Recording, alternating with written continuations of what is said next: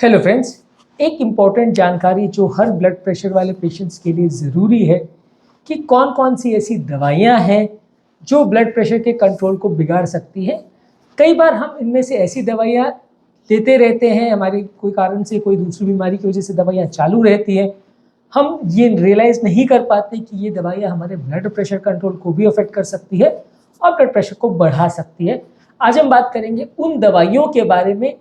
जो blood pressure के control को बिगाड़ सकती है, ताकि आपको एक जनरल आइडिया हो जाए कि यदि ये दवाइयाँ चल रही है तो आपके डॉक्टर के साथ आप डिस्कस कर सकें कि ये दवाइयाँ देने से ब्लड प्रेशर पर इफेक्ट हो सकता है और उसको अगर बीपी की दवाइयों का डोज बढ़ाने की आवश्यकता है तो बढ़ा सकते हैं। टॉपिक पर जाने से पहले जो लोग हमारे चैनल पर नए हैं उन्हें रिक्वेस्ट करूँगा कि चैनल को सब्सक्राइब करें, वीडियोज़ को लाइक और शेयर करें।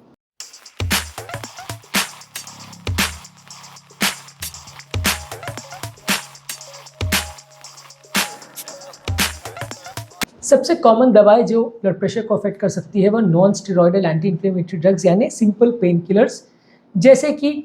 आइबुप्रोफेन है, नेप्रोक्सिन है, एस्प्रिन है, ये सब एनएसएइड्स में आती है। ये ग्रुप की मेडिसिन लंबे समय तक चलती है। इनफैक्ट कार्डियक पेशेंट्स को भी लंबे समय तक ये मेडिसिन चलती है जो कि ब्लड प्रेशर के कंट्रोल को कॉम्प्रोमाइज़ कर सकती है, जिसकी वजह से आपको ब्लड प्रेशर की दवाइयाँ ज़्यादा मात्रा में देनी पड़ सकती है। तो अगर ये दवाइयाँ आपको चल रही है, चाहे जॉइंट पेन की वजह से या किसी शरीर के और जगह में आपको पेन हो रहा है उसकी वजह से लंबे समय तक पेन किलर्स चल रही है, या हार्ट पेशेंट्स को अगर एस्प्रिन चल रही है जो कि ऑलमोस्ट 95% पेशेंट्स को दी जाती है, तो वैसे पेशेंट्स में आपको ब्लड प्रेशर की कंट्रोल में थोड़ा प्रॉब्लम आ सकती है, दवाइयों का डोज बढ़ाना पड़ सकता है।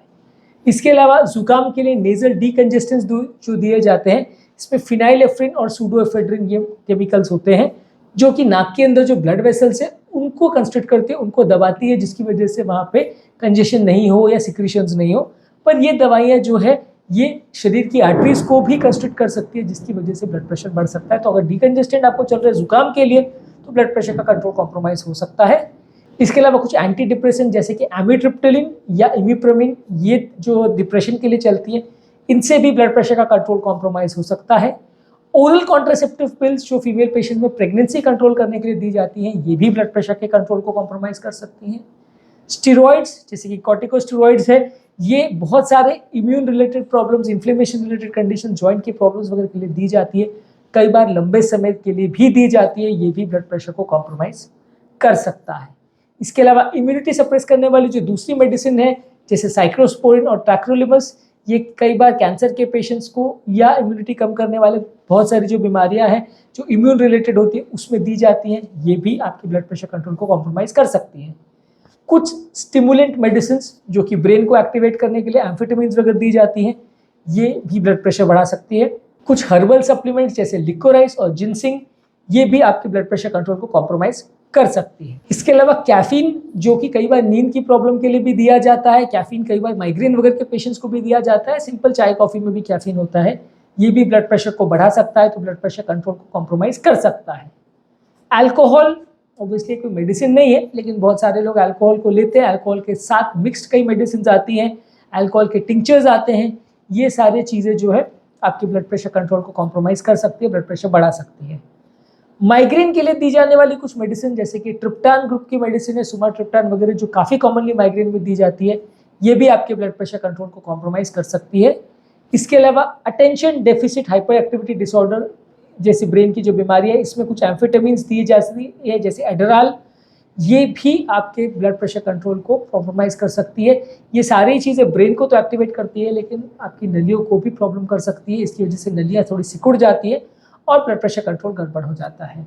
कुछ वेट लॉस की मेडिसिन जैसे फेंटेरामिन, ये भी ब्लड प्रेशर को अफेक्ट करती है, ब्लड प्रेशर को बढ़ा सकती है। तो वेट लॉस के लिए हर मेडिसिन ऐसा करेगी ऐसा नहीं है, लेकिन अगर ये ग्रुप की मेडिसिन जैसे फेंटेरामिन है वो अगर चल रही हो तो इससे आपको प्रॉब्लम हो सकती है।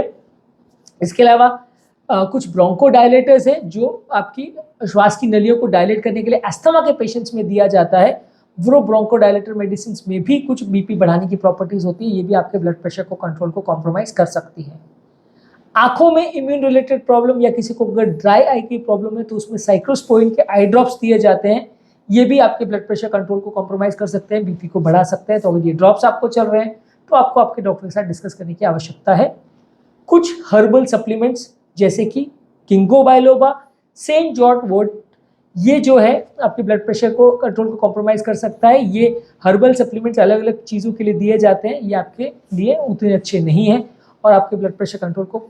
कॉम्प्रोमाइज़ कर सकते हैं। हालांकि देखिए, जिस बीमारी के लिए दिए जाते हैं वहाँ फ़ायदा करते हैं, लेकिन आपकी ब्लड प्रेशर कंट्रोल को बढ़ा सकते हैं, बिगाड़ सकते हैं। इसके अलावा कई बार मेनोपॉज आने के बाद या मासिक जाना खत्म होने के बाद हार्मोन रिप्लेसमेंट थेरेपी दिया जाता है कई बार लोगों को। वो एस्ट्रोजन उसमें जो कंटेंट होता है वो भी ब्लड प्रेशर कंट्रोल को अफेक्ट कर सकता है। मेंस्ट्रुअल साइकिल बंद होने के बाद जब मेनोपॉज फीमेल में आ जाता है 40-45 की उम्र के बाद, वहाँ पे जब हार्मोन रिप्लेसमेंट थेरेपी दिया जाता है ताकि उनको सिम्टम्स ना हो, उससे भी आपके ब्लड प्रेशर कंट्रोल में फ़र्क पड़ सकता है।